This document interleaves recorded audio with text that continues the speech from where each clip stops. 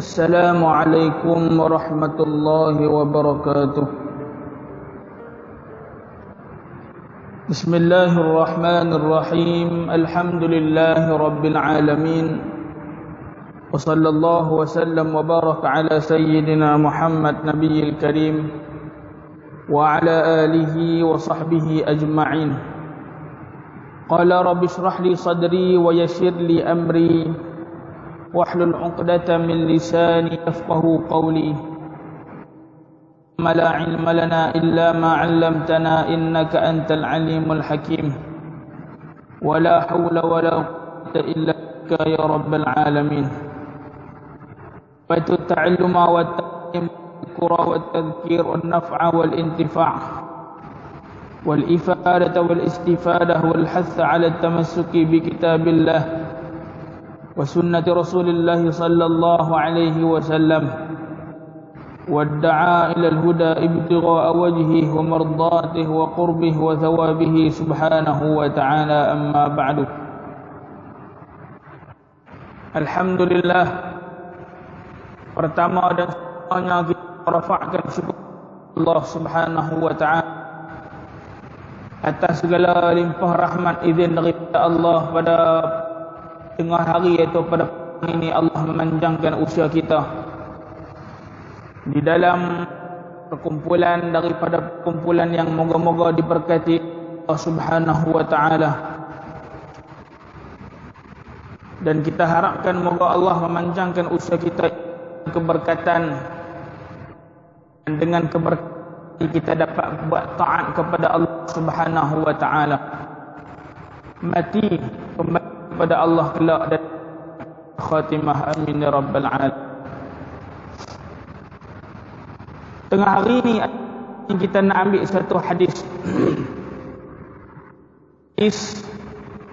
disebutkan yang dinukilkan oleh Al-Imam Al-Bukhari di dalam kitabnya Sahihul Bukhari.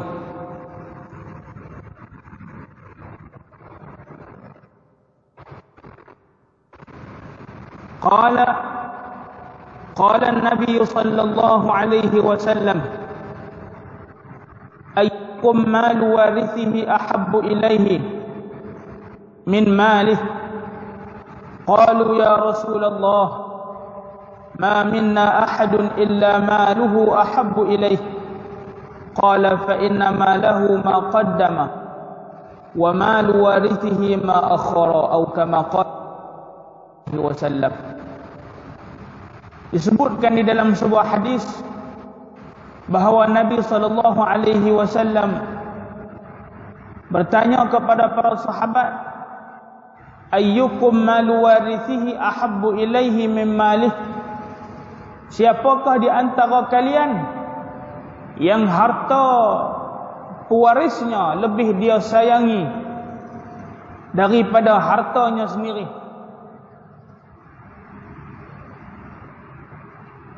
Qalu ya Rasulullah, maka para sahabat pun menjawab kepada Rasulullah, ma minna ahadun illa maluhu ahabbu ilaih.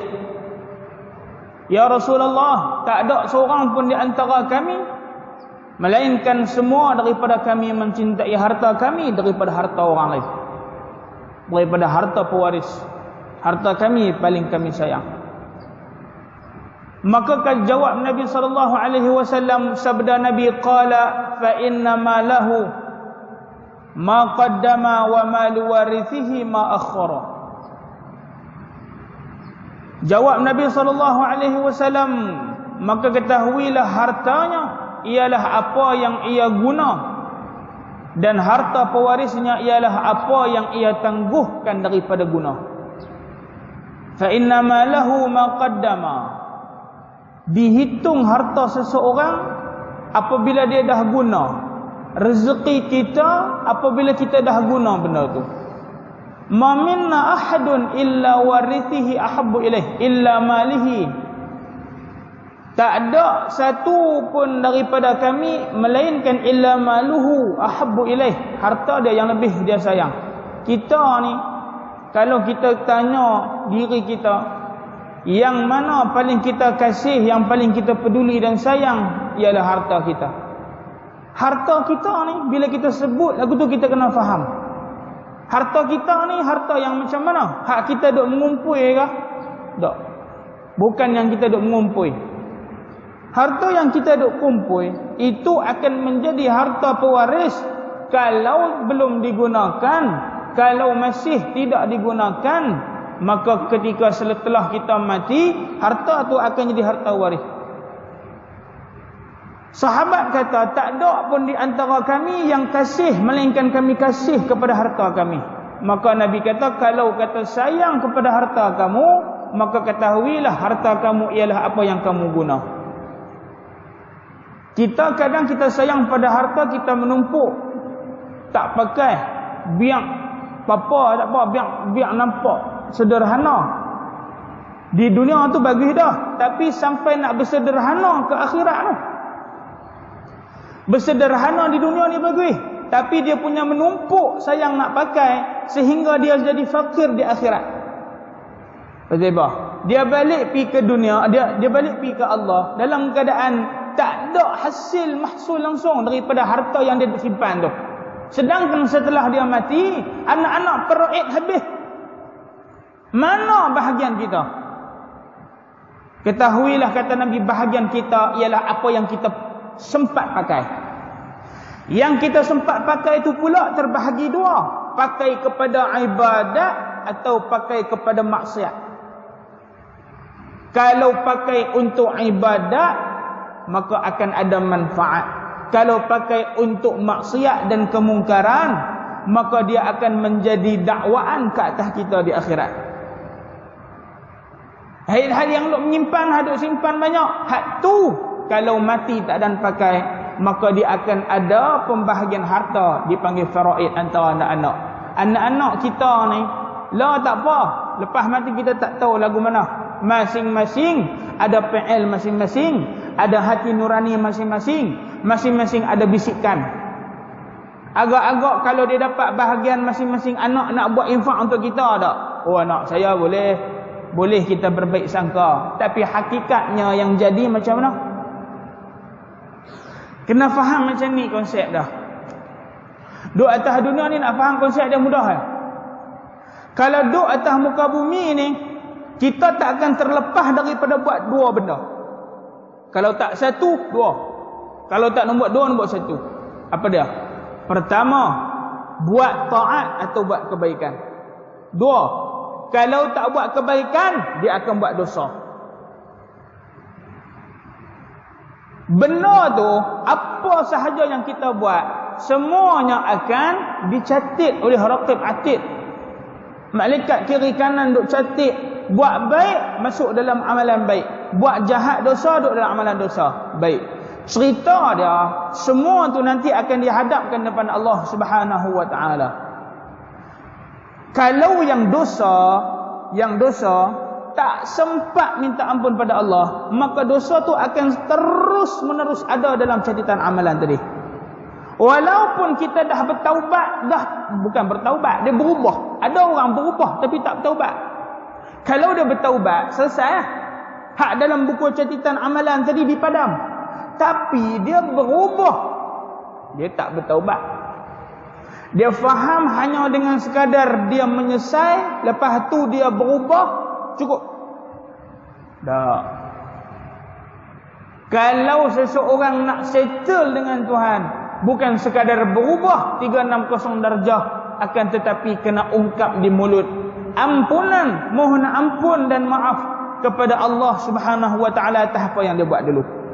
Walaupun dia lah umur berapa?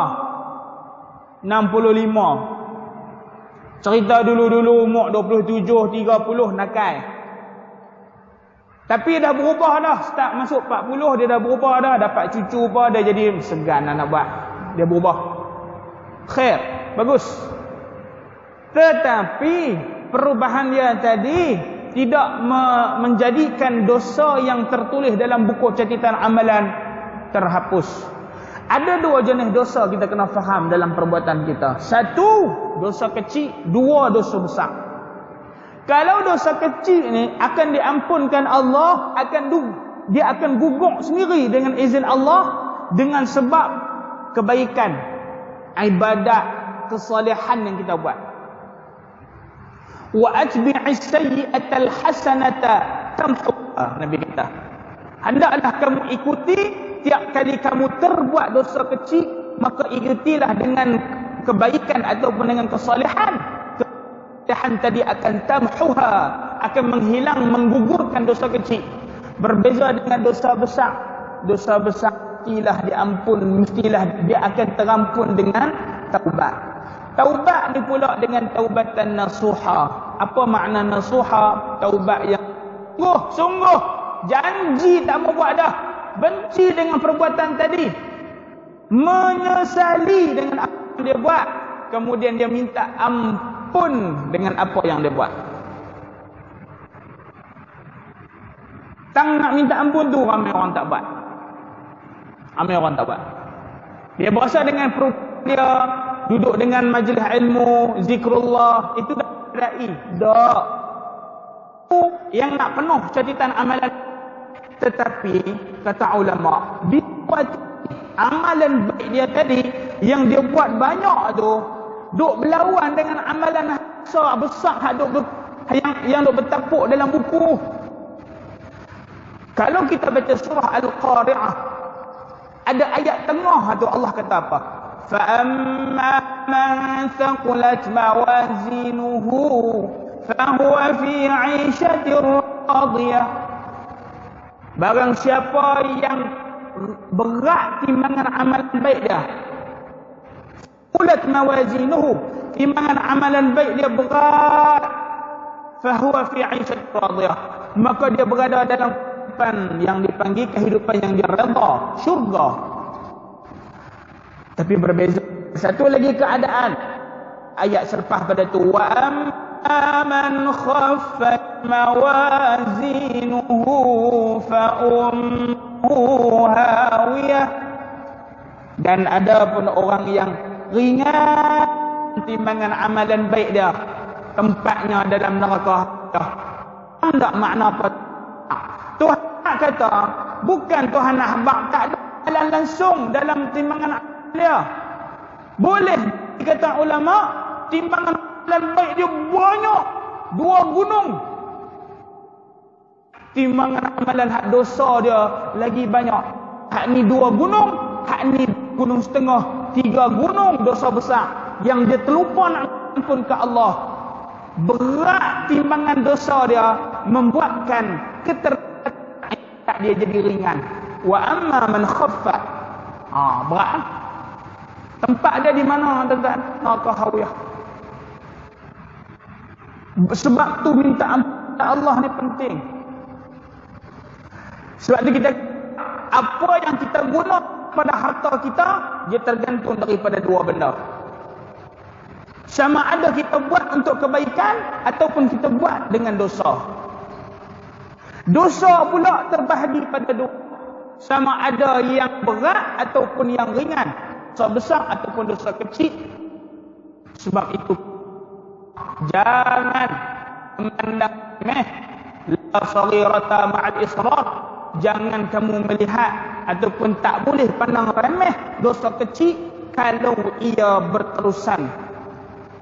Kalau berterusan dalam dosa kecil, bermakna pertama perbuatan tu, yang kedua keinginan untuk dalam dosa, maka tidak benda tu sebagai dosa kecil, melainkan ia akan menjadi dosa besar.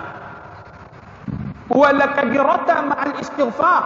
Dan Nabi kata di dalam hadis, wala kabirata ma'al istighfar, berbahaya dosa besar jika disertai dengan ampun.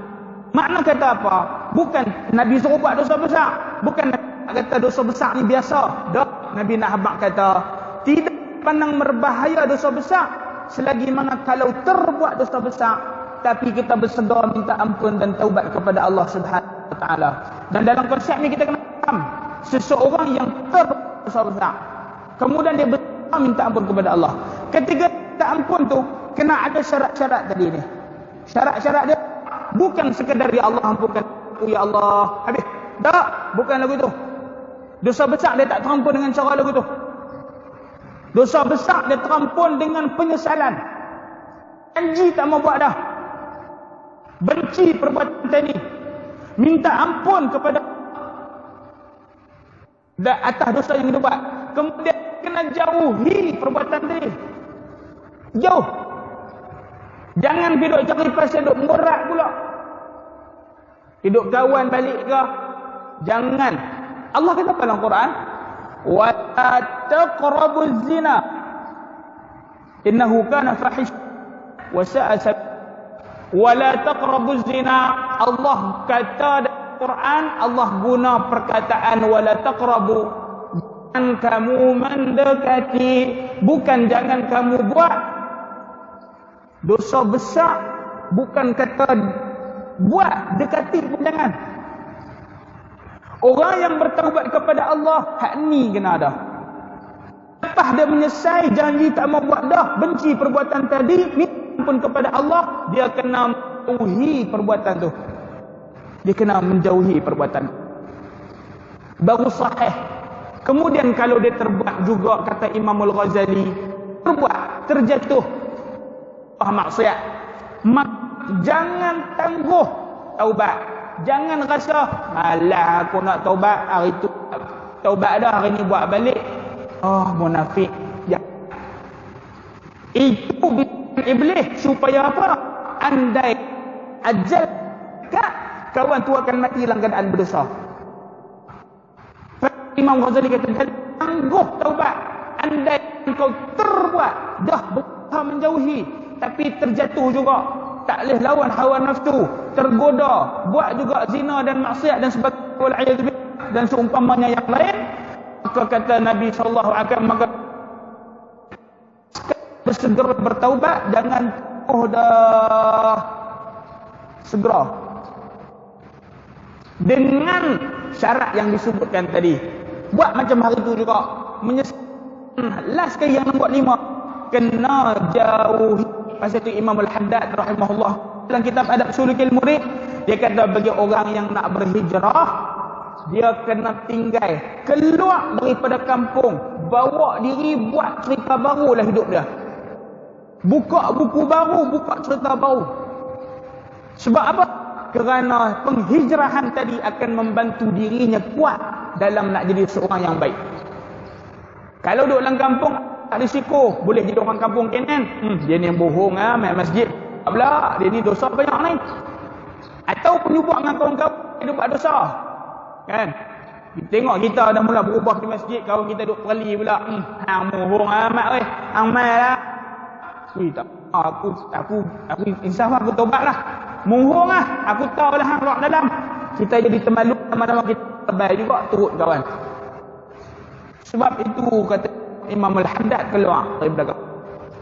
Kalau kuat, memang tak apa, stay dalam tu. Ada satu hamba Allah jumpa dia di kedai makan. Dia nerang banyak cerita yang nerang yang dia pernah buat. Oh, bahasa kacang macam Samsing kampung budak jahat. Tapi dia berubah. 25 dia berubah. Tahu pergi mana? Dia kata nak jauh tak boleh. Tak arti. Habis dia kata main duduk lestak. Jadi buat aja dia lestak. Sampailah. Tak boleh kampung, balik ayah aku tu lepas tu balik main jauh sini balik. Sebab apa? Kerana nak cari kekuatan dalaman. Duduk di sana dia tak ada hidup orang. Penting penghijrahan. Kalau dalaman kuat tak apa. Duduk situ. Tak ada masalah. Hadap dah. Orang nak kata apa, biar buktikan aku boleh berubah. Saya pernah bawa makanan pergi bagi kat satu gelandangan. Ada di Hab Dana jumpa. Dia ni kepik. Ada Li ke apa nama tu? Li Kelan dia orang. Dia orang Penang tu. Dia main duduk di Syahab. Lah tak ada lah. Saya pergi hari tu tak ada. Pergi jumpa dengan dia tidur di belah atas kedai makan apa tu. Sembang dengan dia, dia kata dia tekpik. Duduk pusat sebentar lama, lepas tu keluar. Balik kampung, orang liang keluar rumah. Mak pak tak mau terima dia. Malu lah, malu. Kemudian, dia bawa diri. Dah nak duduk di kampung, tak boleh. bawa diri mai duduk tempat orang. Dikarenakan dia punya nama tak cantik, banduan. Ada kes lah masuk menyarak, keluar menyarak. Lepas tu ada masuk ustaz serenti lah apalah. Dia nama tak cantik. Dia nak kerja susah. Bila nak kerja susah lah kali tahu dia di mana. Duduk dengan kawan tu, dengan geng tu balik. Tapi tak duduk dengan geng kampung, duduk dengan geng Lustak. Dia berhijrah. Hijrah stay dah lah. Duduk di Sungai Petani, cara Sungai Petani. Duduk di Lustak, cara Lustak. Tapi duduk kawan dengan pokok ni jugalah. Tahu pula cari pot. Dia petau pokok. 2-3 hari lepas pada tu, pergi tengok tak ada. Pergi tengok tak ada. Tak tahu lah pergi mana. Saya tanya abang, tak ada abang.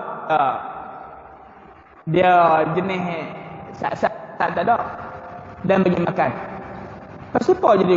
Kadang-kadang orang yang macam ni, dia perlukan sokongan kiri kanan daripada mak ayah atau kawan-kawan baik dah. Adik-adik abang. Masalah keluarga buang dah terus. Dia tak ada tempat nak pergi. Lah kali, pergi tang mana pun jadi tak cantik lah. Tukih terpencil. Mungkin ada banyak lagi cerita yang kita tak dapat tahu. Tapi benda tu jadi, tuan-tuan. Sebab itu, dalam kehidupan ni, kita kena faham. Bila kita terbuat dosa besar, itu cerita tu, gentek pit. Tak tepi lah. Nak ambil ibrah daripada cerita lah. Kalau ada ahli keluarga yang macam tu, jangan fikirkan dan jangan letak mereka di tepi, bahaya. Kesian mereka. Kita boleh bantu dia. Orang dia berubah, dia kata apa? Saya memang berubah sungguh ni. Hati saya masa saya balik tu saya berubah. Tapi dikarenakan orang tak percaya kat saya, mampu lebih. Biar, sampai tak mahu sangat, biar aku jadi jahat terus. Dia ambil balik barang tu. Baik. Daripada segi orang yang buat dosa macam, setengah orang terbuat dosa besar. Lepas dia ampun, dia kembali kepada Allah, dia dah menghindari tapi terbuat juga. Maka bersegeralah minta ampun macam dulu balik. Dan teruskan menghindari. Kerana kata Imam Al-Ghazali, moga-moga kau mati dalam keadaan taubat, bukan mati dalam keadaan menangguhkan taubat. Kalau tangguh taubat, yang beratnya apa? Yang beratnya bila mana kita balik kepada Allah dalam keadaan dosa kita tak terampun, duk berlawan dengan kebaikan. Tak mau gitu. Sebab itulah kena pastikan bekalan akhirat tu jadi ada banyak, dan apa yang menghalang daripada kehidupan kita di akhirat bahagia, yakni dosa, diampuni oleh Allah Ta'ala. Kalau kita baca juzuk 30, kena banyak tadabbur juzuk 30 ni. Pasal dia banyak cerita-cerita yang mengetuk hati kita. Banyak teguran Allah yang Allah Ta'ala nak ketuk hati kita dengan juzuk 30 ni. Tadabbur. Wah. Apa dia ayat Quran disebut ayat tadabbur tu? Wa idza qira'a al-Quran fasta'id billah, kan? Satu lagi. Ayat tadabbur, ingat tak? Allah sebut tadabbur. Afala yatadabbaruna al-Quran? Afala yatadabbaruna al-Quran? Tidakkah kamu merenung, tadabbur, berfikir makna-makna daripada ayat Allah, ambil ibrah dan pengajaran sebagai nasihat dalam hati. Allahu Akbar. Sebab itu dalam kehidupan ni kena pastikan kehidupan di akhirat pun bahagia. Kalau di dunia kita ada segala-gala, jangan balik di akhirat dalam keadaan miskin dan tak ada harta apa-apa ke dana. Wal'iyadzubillahi min dzalik. Buatlah bagaimana pun, janji ada bekalan yang secukup dan selebihnya di akhirat. Nabi kata ad-dunya mazra'atun lil akhirah. Dunia ni kita bercucuk tanam untuk. Tadi bulan Jumaat ada orang tanya saya, di WhatsApp saya ada tanya, pasal apa di dunia ni? Kenapa di dunia orang yang kafir bangkit buka mata sembah Tuhan dia, syirikkan Allah, sembah Allah, tetapi hidup senang, makan pun boleh, pergi sana sini pun cukup. Berbanding dengan yang lain, orang Islam ada yang susah. Jawapan dia dua. Kalau dia tengok orang yang tak beriman kepada Allah, senang, aman, damai. Nak kata aman, damai tak tentu. Senang dan nampak kaya, nampak mudah semua benda. Sebenarnya mereka tak mencukupi lagi apa yang ada pada mereka. Pertama, hati dan jiwa confirm tak tenang. Tak tenang. Nabi kata al-ghina, kekayaan yang sebenar, ghinan nafs, orang yang kaya hati dan jiwa. Harta duit ringgit, sebab dia highlight dekat harta. Kenapa orang yang tak beriman pada Allah hartanya banyak? Harta banyak tak menjamin kebahagiaan. Ada orang kaya yang bahagia. Ni Syekh Mukhtar Al-Bukhari kita, dan Sri Syekh Mukhtar. Kaya tak? Kaya. Tapi dia ghinan nafs, jiwanya kaya juga. Ada orang yang Allah bagi bersesuaian dengan keadaan hidup dia. Ada orang yang tak kaya-kaya sampai mati tapi bahagia. Ada orang yang dulunya waktu susah boleh ingat Allah, tapi bila mana dia dapat harta dia tinggal Tuhan habis. Apa yang berlaku kepada sahabat Nabi? Bekas sahabat. Pasal apa bekas sahabat? Pasal dulunya dia beriman pada Nabi, dia susah, dia duduk dengan Nabi rapid elok. Kemudian dia pergi kat Nabi, ya Rasulullah, doakan supaya saya kaya. Bila mana didoakan kepadanya, dia pun, masa tu Nabi kata, tak boleh kalau aku doakan hang pergi kaya, sekali lagi hang tinggal kami, hang tak sembahyang jemaah. Makna kata lalai. Tak, insya-Allah saya akan duduk dengan Nabi, saya akan sentiasa, saya tak tinggal lah ibadat hak kita duk buat ni. Istiqamah. Duk pujuk-pujuk, maka Nabi pun doalah kat dia. Tak lama lepas pada tu dia kaya-kaya. Bila dia dah start kaya, mulalah sembahyang jemaah tak mai dah. Bila mana ditanya, Nabi tengok dia tak mai lama, Nabi hantar sahabat pergi tanya. Dia kata, saya sibuk, banyak bisnes. Nak kena buat banyak benda, tak dan meeting. Tak apa. Yang kedua, yang teruk lagi, dia dah mula tak bayar zakat. Zakat dah mula tak bayar, Nabi hantar orang pergi. Maka pada waktu tu dia kata, payahlah, ada harta sikit orang minta, aku siang malam pagi petang duk buat kerja himpun duit, senang-senang nak kena bagi ke orang share. Marah. Lah lagu ni balik abang kat Muhammad, aku tak mau dah dengan agama dia. Tu dia. Pasal tu Nabi kata dalam hadis, Allah tak bagi mengikut apa yang kita nak, tapi Allah bagi mengikut kesesuaian masa dan waktu. Mengikut kesesuaian. Sebab itu, apa-apa yang berlaku atas dunia ni kita kena faham, semua dah ada dalam percaturan Allah. Allah lebih mengetahui dan mengenali kehidupan kita, kesesuaian hidup kita. Walaupun kadang kita rasa sesuai dah waktu ni, tak sesuai lagi. Pasal itulah yang tak dapat. Benda ni kita kena pegang dalam kehidupan. Sama juga dalam bab anak, dalam bab rezeki duit ringgit, dalam bab harta, bab jawatan. Kenapa tak dapat? Kerana tak sampai masa. Kadang-kadang memang tak sesuai pun untuk kita. Orang tak kaya-kaya, memang tak sesuai untuk kita nama kaya tadi. Kalau kaya boleh jadi kita tinggal Allah Subhanahu wa ta'ala. Sebab tu kena pastikan dosa diampuni oleh Allah, kena minta ampun kepada Allah. Kemudian kebaikan kita, ibadat kita, kesalehan kita kena tambah, dan kena tambah lagi, moga-moga Allah berikan barakah manfaat dalam setiap gerak-geri kita. Allah jadikan kita di antara orang-orang yang beriman kepada Allah dan istiqamah dalam ibadah, dan jangan tangguhkan taubat, mohon ampun kepada Allah, kerana mati itu datang pada waktu yang kita tak sangka. Sebelum saya tutup majlis kita pada tengah hari ini, ada satu cerita saya nak pesan kat tuan-tuan, dan saya sendiri ambil iktibar. Dua cerita ringkas ya. Cerita pasal mati nah. Ada satu orang doktor. Bukan doktor. Dia jaga ayah dia dalam hospital. Cerita di Malaysia. Dia jaga ayah dia dalam hospital. Satu hari dia tengok tengah duk jaga tu, ada satu orang tua duk jerit, kemudian turun katil, lari dalam wad.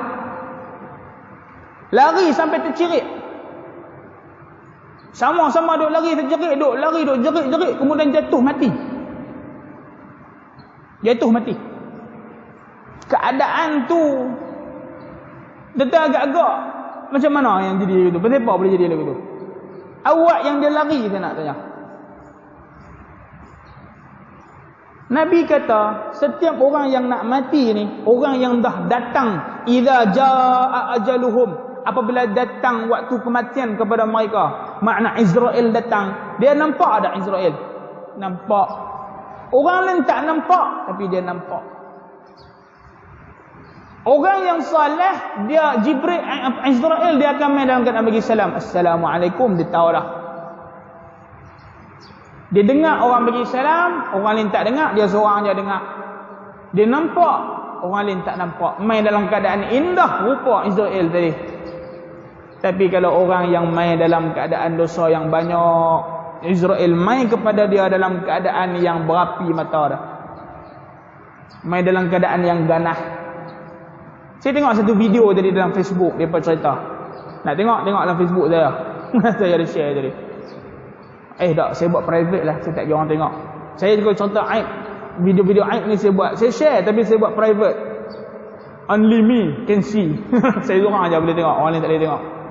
Saya share tu sebab kok saya lupa nak tengok balik, ambil ibrah. Seorang lelaki duduk depan pintu. Ni saya cerita ya. Kalau tuan-tuan tengok video, tuan-tuan nampak muka. Tuan-tuan buka Facebook saya pun tuan-tuan tak boleh cari sebab saya buat private. Dia duduk kat pintu. Tiba-tiba dia berdiri senyap, lepas tu dia kali belakang. Dia kali belakang betul dia buat macam ni. Buat apa? Buat apa? Subhanallah. Macam nak katok sesuatu, tapi tak ada apa. Dalam CCTV tu, dia duduk katok tu tak ada apa. Duduk memusim. Sampai dia terbelah ataupun tersepak botol dia terjatuh. Jatuh atas tanah. Dia duduk tengok kiri kanan dia, lepas tu dia ketak. Ketak mati terus. Saya duduk terenung tengoklah. Kita tak tahu cerita budak tu, tapi kita tengok kejadian tu, ambil ibrah. Nak mati dalam keadaan cantik, comel molek ke nak mati dalam keadaan sakit, seksa dan juga menyakitkan. Satu orang sahabat saya, mak dia meninggal. Mak dia apa dah? Apa nama? Adik ipar dia. Adik ipar dia meninggal. Masa tu adik ipar dia masalah barah hati. Doktor kata tak boleh buat apa, balik rumah. Buat balik rumah. Adik dia perempuan lah. Adik ipar dia tu lelaki yang meninggal tu. Adik dia yang perempuan ni lah, maknanya isteri lah ni. Sempat mandi kan. Bila dah habis mandi, masa duduk tengok-tengok mandi tu, adik ipar dia hak lelaki-lelaki ni, hak sakit tu kata apa? Dia kata, ada orang bagi salam. Pergi tengok asal ada orang bagi salam. Pergi tengok tak ada siapa. Lepas tu tahu dia kata apa? Dia pemaidah. Dia pemaidah. Dia pun bangkit, tengok muka bini dia, tengok muka anak-anak dia halu-halu, comel-comel lagi. Jalan 2-3 langkah dia dapat Abah. Abah tu, isteri dia main pangku, ajak mengucap. Ajak mengucap. Bila ajak mengucap ni, adik ipar ni tu sebut kalimah ucapan syahadah ni comel. Lama lepas kata mengucap tu, pejam mata senyap lagi tu. Mati dalam keadaan indah. Sebab itu orang yang hampir kepada kematian ni, dia ada beberapa keadaan. Satu, telinganya dipekakkan, mata dibutakan. Pam, accident. Tengoklah hadis. Ketika datang kematian, telinga pekak, mata buta. Makna kata, habis lah, ajar dah waktu tu dah. Rezeki mata tak nampak, rezeki telinga tak dengar. Kita kata kemalangan maut. Sebenarnya dah datang kematian kepada kawan tu. Tak ada.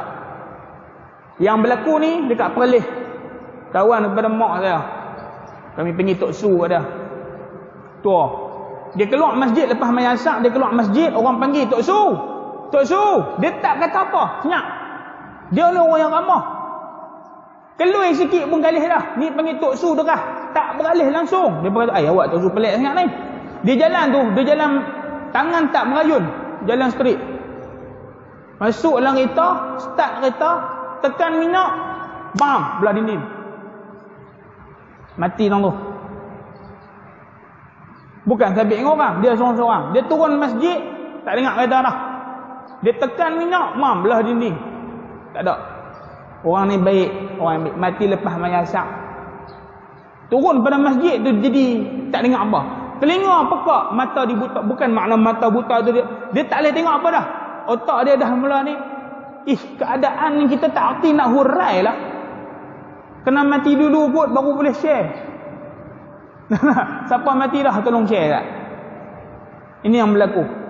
Dua dalam lebih kurang sebelum puasa.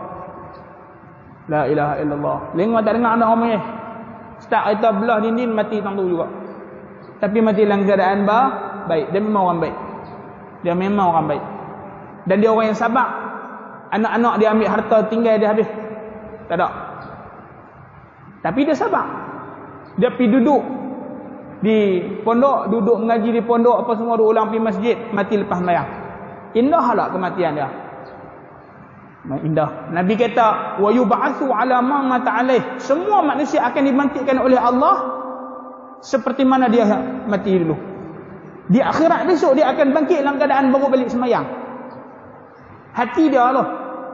Hati orang beriman. Sebab itu hidup kita ni kena pastikan semuanya kita nak taat. Jangan setiap langkah kita saat lagi ni ada niat untuk buat maksiat kepada Allah Subhanahu wa ta'ala. Takut mati dalam keadaan langkah nak buat dosa. Kalau mati dalam keadaan langkah nak buat dosa tu berat. Wal'iyadu billahi min dhalik. Pastikan hidup kita tak fakir di akhirat. Kalau ada di dunia maka kena ada di akhirat juga daripada kekayaan tadi. Buatlah lagu mana pun, ikhtiar ambillah janji tak balik kepada Allah dalam keadaan berdosa. Minta diampunkan Allah. Kalau dosa terampun semua, pahala dia besar. Ayat betul ya? Berat juga. Pasal dosa tak ada. Tapi janganlah lagu tu. Puluhlah buat ibadat, ikhlas, khusyuk. Jangan riak, jangan ta'jub, jangan takabur, jangan kata ke orang. Kerana hasad, kata, dengki, maki, cerca orang, pahala ibadat kita boleh terhapus. Tu kena belajar. Duk pulung buat ibadat tapi mulut tak jaga. Duk berasa macam banyak dah ibadat, banyak dah zikrullah, tapi tengok-tengok pahala sikit tak ada. Pasal apa? Pasal duk kata-kata kutuk, fitnah, maki, habis pahala habis semua. Dengan hasad dah. Yang berbaki pada kita hanyalah dosa yang kita buat, ibadat yang banyak semua terhapus. Sebab apa? Mulut tak jaga. La ilaha illallah. Takat itulah yang boleh kita ambil manfaat daripada hadis Nabi. Moga-moga pesanan ini boleh saya ambil manfaat. Tuan-tuan pun boleh tumpang juga. Moga-moga saya ada saham di akhirat. Bawa pesanan ini kepada isteri, kepada anak-anak, kepada diri sendiri terutamanya. Kita nak kita dan keluarga kita semuanya masuk ke dalam syurga Allah Subhanahu wa ta'ala. Hadza billahi taufiq. Wa sallallahu ala sayyidina Muhammad wa ala alihi wa sahbihi wasallam. Walhamdulillah rabbil alamin. Mohon maaf daripada saya. Andai terkasar bahasa itu silap tang mana apa yang baik semua dari Allah, kurang semua daripada saya sendiri. Bismillahirrahmanirrahim. Alhamdulillah rabbil alamin. Allahumma rabbana fa'na bima 'allamtana rabbi 'allimna alladhi ma yanfa'una. Rabbi faqihna wa faqih ahlana rabbana zidna 'ilma warzuqna fahma. Rabbana atina fid dunya hasanah wa fil akhirati hasanah wa qina 'adzaban nar. Wa sallallahu ala sayyidina Muhammad wa ala alihi wa sahbihi ajma'in. Walhamdulillahi rabbil alamin. Assalamualaikum warahmatullahi wabarakatuh.